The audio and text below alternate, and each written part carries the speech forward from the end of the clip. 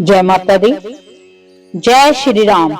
आज हम भगवान श्री राम की विशेष कृपा हेतु जो श्री रामचरितमानस का पाठ चल रहा है, जिसमें हम लंका कांड का श्रवण कर रहे हैं, तो आगे भगवान की महिमा को जानते हैं कि भगवान श्री राम जो अत्यंत दयालु हैं, वो कैसे लंकापति रावण को पछाड़ते हैं और उनकी भगवान श्री राम की जो सेना है वो किस प्रकार दशानन का ऐसा विरोध करती हैं कि वो दशानन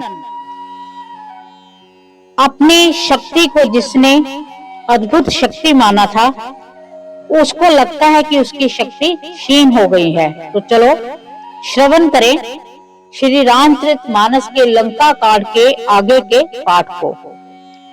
उहाँ दशानन जाग कर करे लाग कछ यज्ञ, राम विरोध विजय चह सतहट वस अति अज्ञ। वहां रावण मूर्छा से जाकर कुछ यज्ञ करने लगा। वह मूर्ख और अत्यंत अज्ञानी हठवश श्री रघुनाथ जी से विरोध करके विजय चाहता है। यहाँ भविष्य जी ने सब खबर पाई और तुरंत जाकर श्री रघुनाथ जी को कह सुनाई कि हे नाथ, रावण एक यज्ञ कर रहा है, उसके सिद्ध होने पर वह अभागा सहज ही नहीं मरेगा। हे नाथ, तुरंत वानर योद्धाओं को भेजिए जो यज्ञ का विध्वंस कर सके, जिससे रावण युद्ध में आए। और प्रातः काल होते ही प्रभु ने वीर योद्धाओं को भेजा। हनुमान और अंगद आदि सब प्रधान वीर दौड़े। बानर खेल से ही कूदकर लंका पर जा चढ़े और निर्भय रावण के महल में जा घुसे। ज्यों ही उसको यज्ञ करते देखा, त्यों ही सब वानरों को बहुत क्रोध हुआ।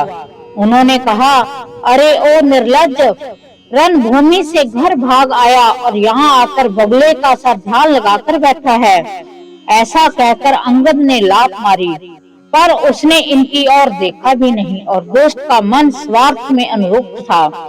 जब उसने नहीं देखा, तब वानर क्रोध करके उसे दांतों से पकड़कर काटने और लातों से मारने लगे।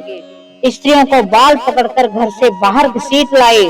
वह अत्यंत ही दीन होकर पुकारने लगी। तब रावण काल के समान क्रोधित होकर उठा और वानरों को पैर से पकड़कर पटकने लगा। इसी बीच में वानरों ने यज्ञ विध्वंस कर डाला।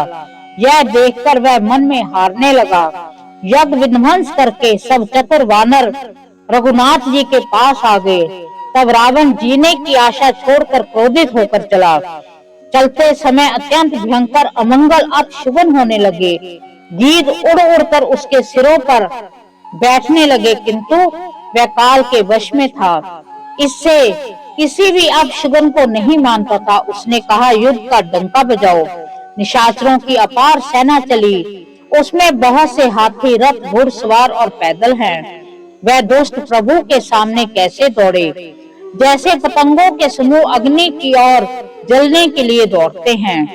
इधर देवताओं ने स्तुति की कि हे श्री राम जी, इसने हमको दारुण दुख दिए हैं, अब आप इसे अधिक ना खिलाइए। जानकी जी बहुत ही दुखी हो रही हैं। देवताओं के वचन सुनकर प्रभु मुस्कुराए।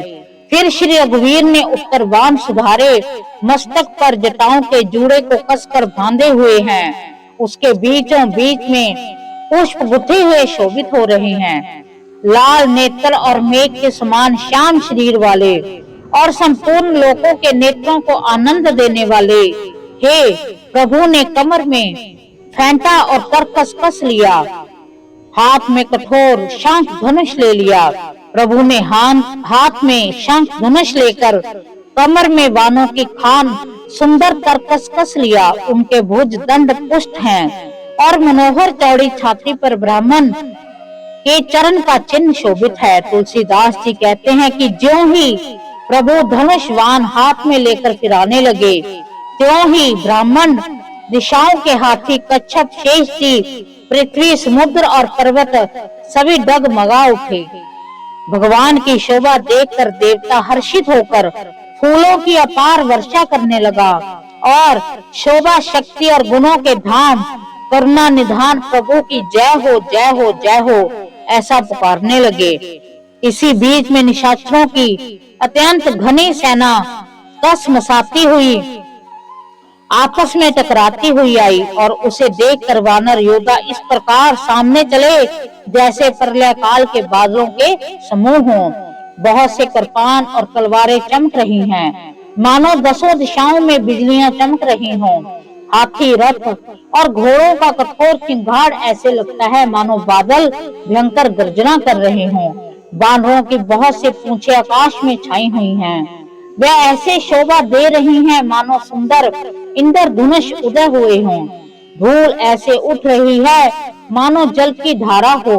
वान रूपी बूंदों की अपार वृष्टि हुई। दोनों ओर से योद्धा पर्वतों का प्रहार करते हैं, मानो बारंबार वज्रपात हो रहा है। श्री रघुनाथ जी ने क्रोध करके बाणों की झड़ी लगा दी। राक्षसों की सेना घायल हो गई। बाण लगते ही वीर चीत कर उठते हैं और चक्कर खा खा कर जहां तहां पृथ्वी पर गिर पड़ते हैं। उनके शरीर में ऐसे खून बह रहा है मानो पर्वत के भारी झरनों से जल बह रहा हो। इस प्रकार डरपोकों को भय उत्पन्न करने वाली रुद्र की नदी बह चली।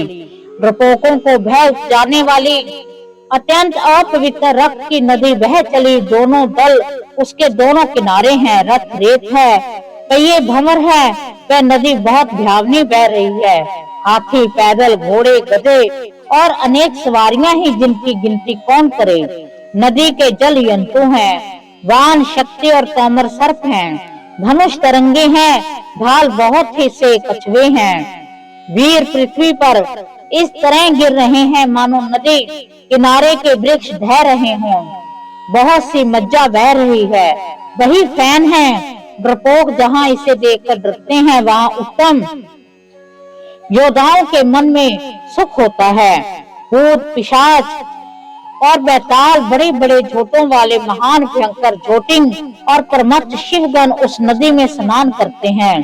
कोई और चील भुजाएं लेकर उठते हैं, वे एक दूसरे से छीन कर खा जाते हैं।